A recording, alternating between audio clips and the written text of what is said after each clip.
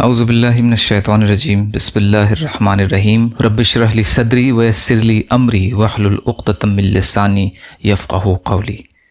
بکھرے موتی تیسرا حصہ۔ بے حقیقت نام۔ حضرت ہود علیہ السلام نے جب تبلیغ کا آغاز کیا تو قوم کے افراد نے ان کو بے وقوف اور جھوٹا کہا۔ قوم کی سمجھ میں نہیں آتا تھا کہ اللہ واحد کی عبادت کی کیا معنی۔ صرف ایک ہستی اتنے بڑے نظام کائنات کا انتظام کیوں کر سکتی ہے؟ ان لوگوں کا خیال تھا کہ کائنات کے لاکھوں شعبوں کے لیے ایک خدا کی کارسازی ممکن نہیں، اس لیے انہوں نے دنیا کے مختلف امور کے لیے الگ الگ معبود قرار دے لیے تھے اور ان کے مختلف نام بھی گڑھ لیے تھے۔ حضرت ہود علیہ السلام نے ان کی اس تجویز پر بارہا اعتراض کیا کہ اے قوم، کیا تم مجھ سے ان ناموں پر جھگڑتے ہو جو تم نے اور تمہارے باپ دادا نے رکھ لیے ہیں، جن کے لیے اللہ نے کوئی سند اور دلیل نازل نہیں کی ہے؟ یعنی یہ صرف نام ہی نام ہیں جن کی تم عبادت کرتے ہو، ان ناموں کے پیچھے کوئی طاقت اور اقتدار نہیں۔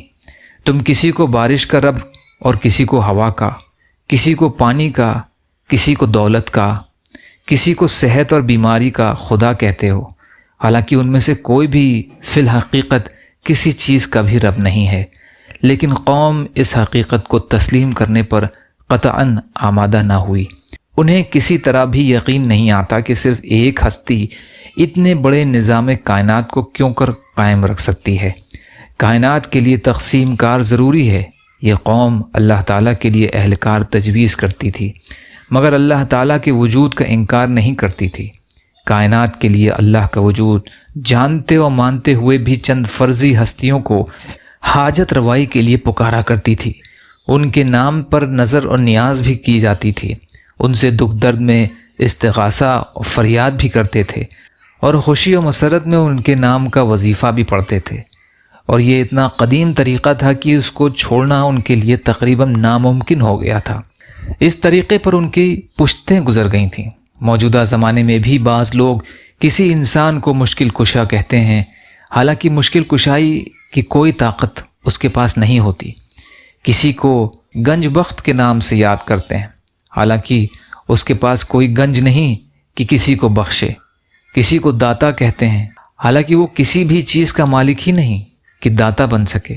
کسی کو غریب نواز کہا جاتا ہے، حالانکہ وہ غریب اس اقتدار میں کوئی حصہ نہیں رکھتا کہ کسی غریب کو نواز سکے۔ کسی کو غوث یعنی فریاد رس کہا جاتا ہے، حالانکہ وہ کوئی زور نہیں رکھتا کہ کسی کی فریاد کو پہنچ سکے۔ کسی کو بندہ نواز سمجھا جاتا ہے، حالانکہ وہ خود بندہ ہے، بندگی کے بندھنوں میں کسا ہوا۔ کسی کو دستگیر کہا جاتا ہے، باوجود یہ کہ وہ خود دست نگری یعنی حاجت مند تھا۔ کسی کی کیا دستگیری کرتا؟ در حقیقت یہ اور ایسے سب نام محض نام ہی نام ہیں، جن کے پیچھے کوئی اقتدار، قدرت اور طاقت نہیں۔ جو ان کے لیے جھگڑا کرتا ہے وہ دراصل صرف ناموں کے لیے جھگڑتا ہے، نہ کہ کسی حقیقت کے لیے۔ سیدنا ہود علیہ السلام نے اپنی قوم کو یہی حقیقت سمجھانی چاہی، لیکن اتنی کھلی حقیقت سمجھی نہ گئی۔ یہ دنیا کا عجوبہ نہیں تو اور کیا ہے کہ مجبور اور بے بس انسانوں نے اپنے ہی وہم و گمان سے خدائی کا جتنا حصہ جس کو چاہا دے ڈالا اور اس کو اپنا مذہب اور ایمان بھی بنا لیا۔ فسبحان اللہ اما یشرکون۔ یہ مضمون ہدایت کے چراغ سے لیا گیا ہے۔ یا اللہ ہم سب کو کہنے سننے سے زیادہ عمل کی توفیق عطا فرما۔ یا اللہ مظلوم فلسطینیوں کی، کشمیریوں کی، روہنگیا مسلمانوں کی اور مسلمان جہاں بھی پریشان حال ہیں، ظالموں کے ظلم کا شکار ہیں، آپ ان کی بھرپور مدد فرمائیے۔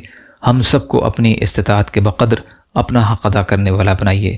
یا اللہ حلال میں سے دیجیے، حرام سے بچائیے، اپنے غیر سے بے نیاز کر دیجیے۔